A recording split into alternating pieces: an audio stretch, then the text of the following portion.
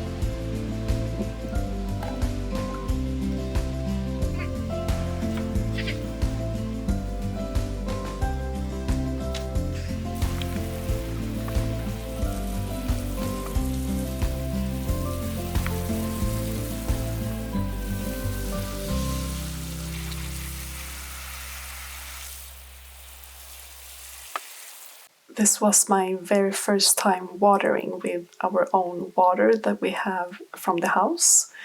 And at the beginning we thought the pressure was just very bad.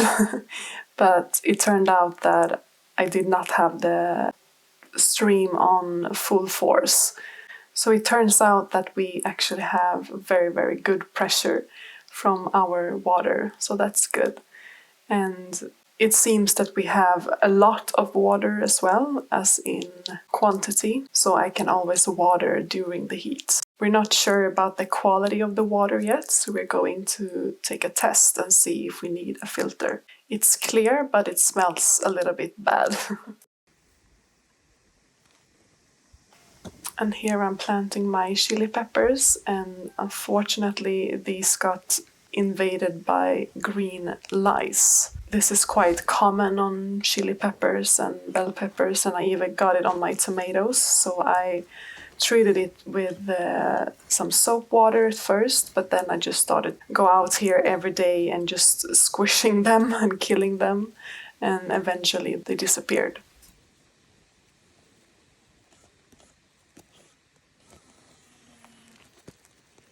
In the background, Eric is working on our tomato trellis, which we showed a little bit on the DIY raised bed video, but you will see a better view of it in this video, so stay tuned.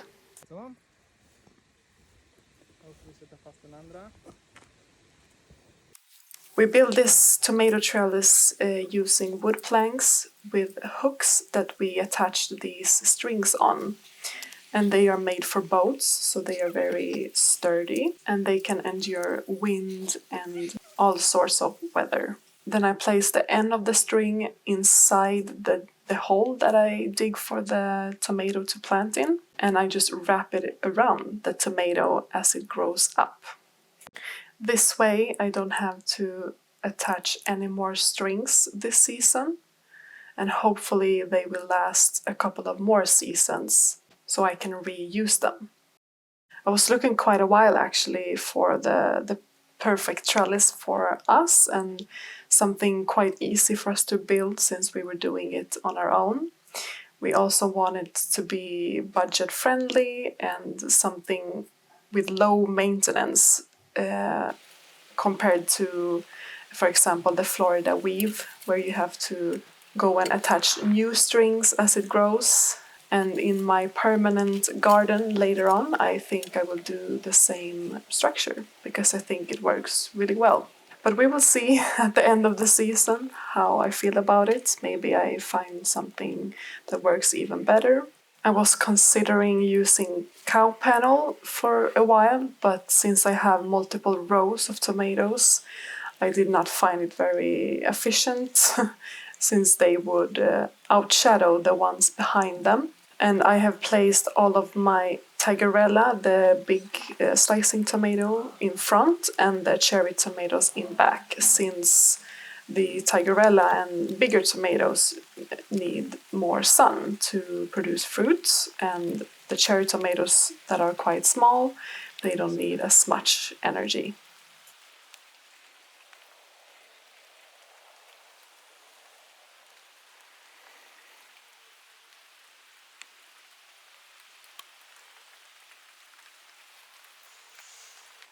I had quite a big success with parsley.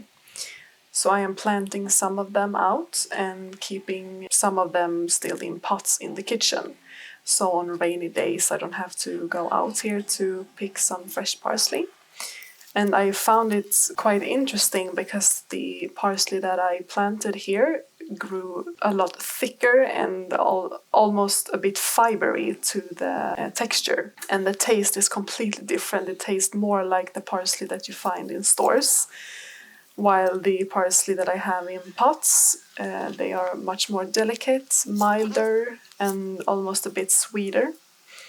So I actually prefer having them in pots, so I think this is something I'm going to continue to do. Maybe if I have a lot of parsley, I might plant them just for some greenery or just to fill out some areas. But I'm curious to see how the basil is going to taste, if it's going to taste different. Since I have done the same thing, I have some of them planted out and some in pots.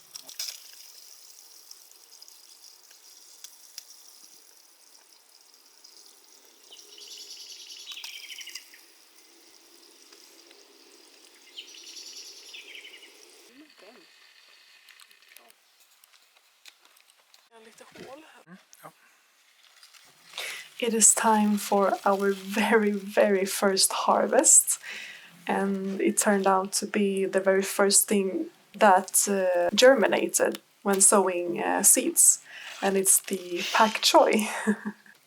I was very excited, as you can hear and see. They look absolutely stunning. I only have one small green larva that I shaked out of this pak choi. You can see that there is a little hole.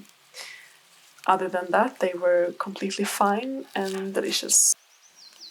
And then we have our salad that we have been cutting from quite a few times now. We do the cut and come again method where we just cut and then they come back again. So these will last us, I don't know how long actually, probably the whole summer, but we will see when most of the heat comes if they will bolt or wilt or turn bitter or get pests. But we will enjoy it as long as we can. And with our first harvest of pak choi, we decided to make a simple wok with some noodles and other vegetables that we have at home. At this moment, we were actually still living in the apartment, so we have been harvesting pak choi for quite a few weeks now. I only have 2 left in my fridge, which I will make a quick kimchi out of, since they had started to turn a little bit yellow from the heat of the sun.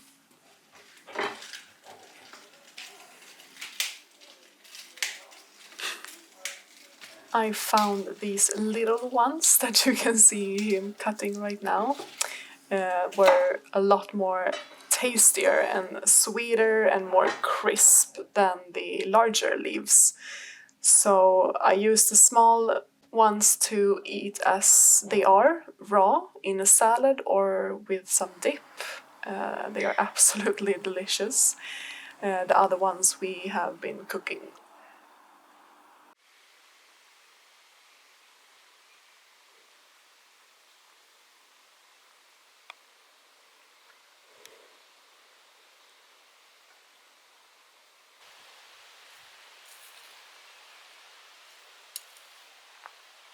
I only had one tomato left to plant, which is the one in the water bottle here you can see.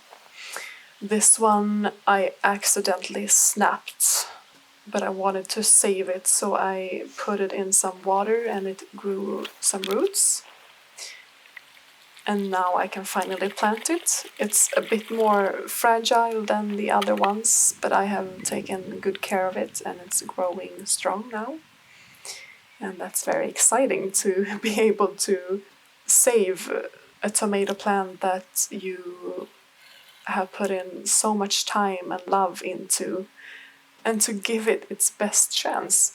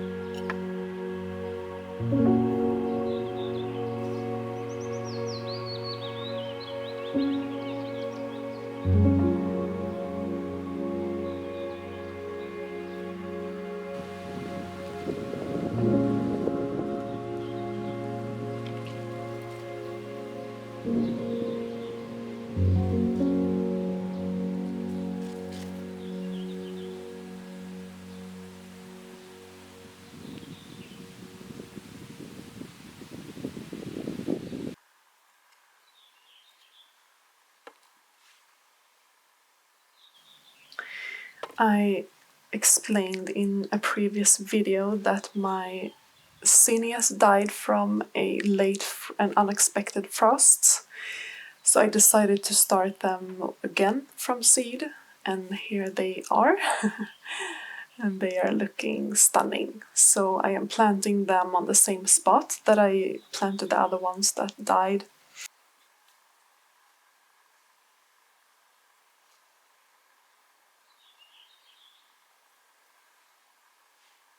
I am also planting them in between my eggplants to attract pollinators and give a pop of color. I basically planted my own flowers in between all of the vegetables and herbs wherever I could find the space, because I want a lot of color and bees and life in my garden.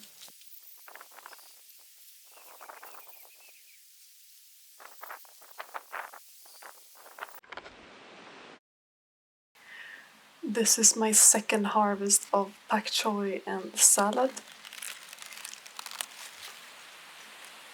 This time we were harvesting while living in the house. So I could just go out here in my sandals and harvest these for dinner, which has always been a dream of mine, and I was quite excited to do so.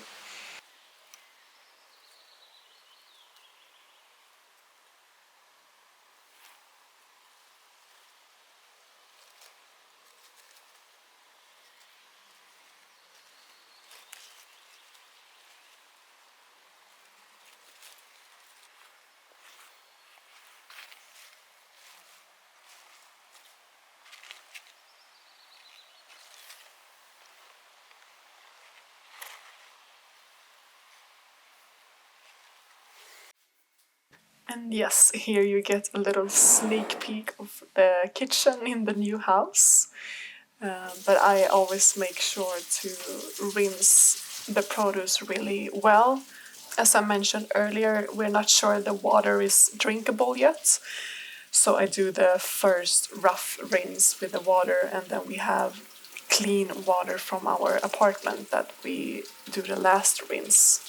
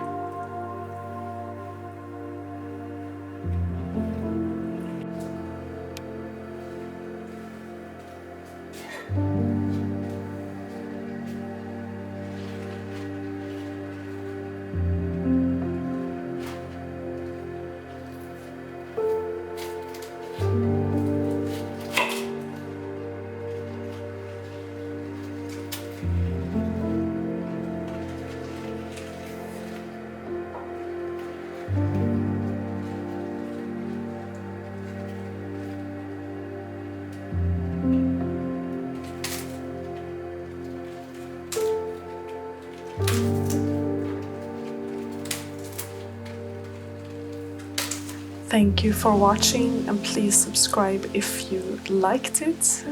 I would be very, very happy for a thumbs up as well. Bye bye!